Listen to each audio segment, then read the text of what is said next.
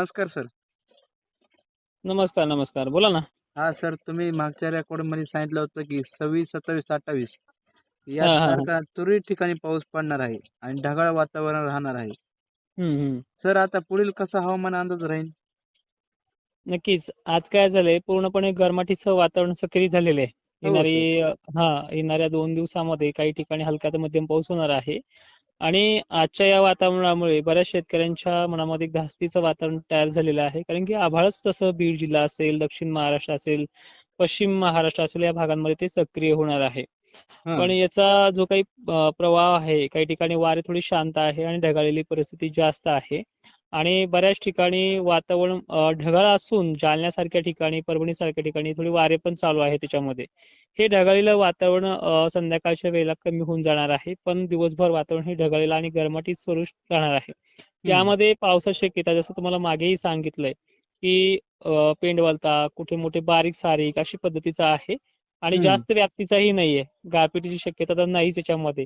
आणि गारपिटीबाबत शेतकरी अजून सखोल विचारतो, तर मित्रांनो, झाल्याच 1-2 ठिकाणी, हे पण लक्षात ठेवा. झाल्यास तर त्या बारीक बोरावानी किंवा हरभऱ्यासारख्या अशा छोट्या असतील, त्या नकळत हम्म. कुठेतरी पडतील पेंडवलती पावसासोबतच. हम्म. आणि सगळ्यांनाच हा पाऊस नाहीये, तो जवळपास 80% भागाला नाही म्हटलं तरी चालतंय. 20% त्याची व्याप्ती आपण सांगितलेली आहे. हम्म. आणि एकंदरीत बारीक बुरबुर म्हणा, ठीक आहे, गरमीची लेवल जास्त ठिकाणी असेल तिथे ढगं मोठी असतील आणि ते सुद्धा 4-5च्या वेळेला टिकले तर.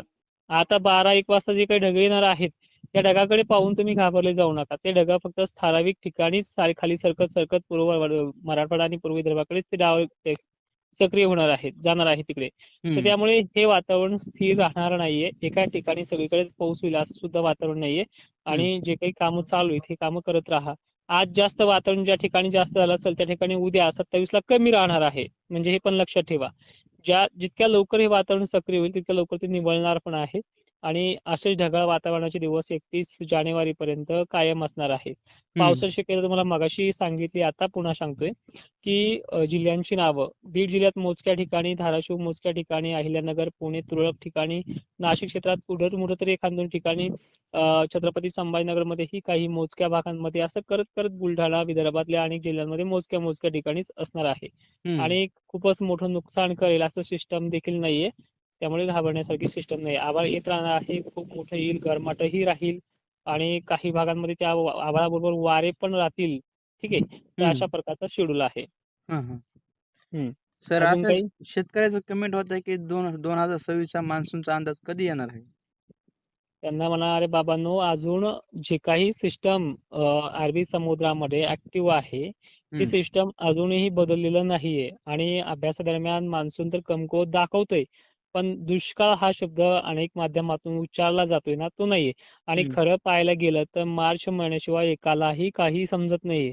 हम्म. आता येणारे रिपोर्ट्स आणि आताच्या मागे पण येणारे रिपोर्ट जे असतात, ते खोटे आणि सरळ सरळ अपवाद ठरतात.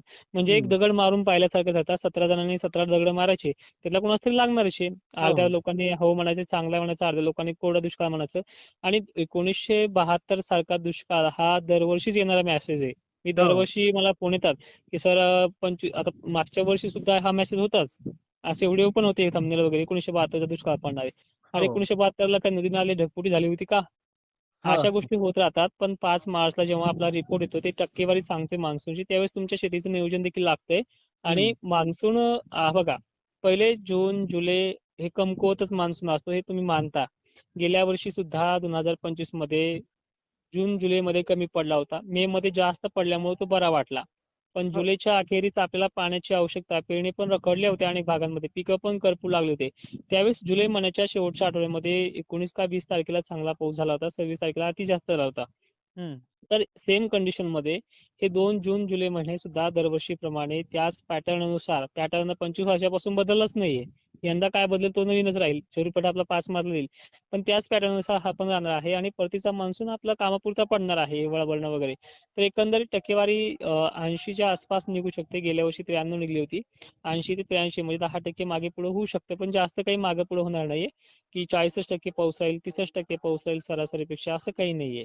हम्म. आणि हे जे काही रिपोर्ट्स येतात ओल्या दुष्काळाचे, हे पण नक्की बदलणार आहेत. फक्त तुम्ही लक्षात ठेवा कोणी काय म्हटलं होतं आणि शेवटी काय म्हणायला लागले. हो सर. नक्कीच. हो. धन्यवाद सर, शेतकऱ्याला एक माहिती पूर्ण दिल्याबद्दल. नक्कीच नक्कीच.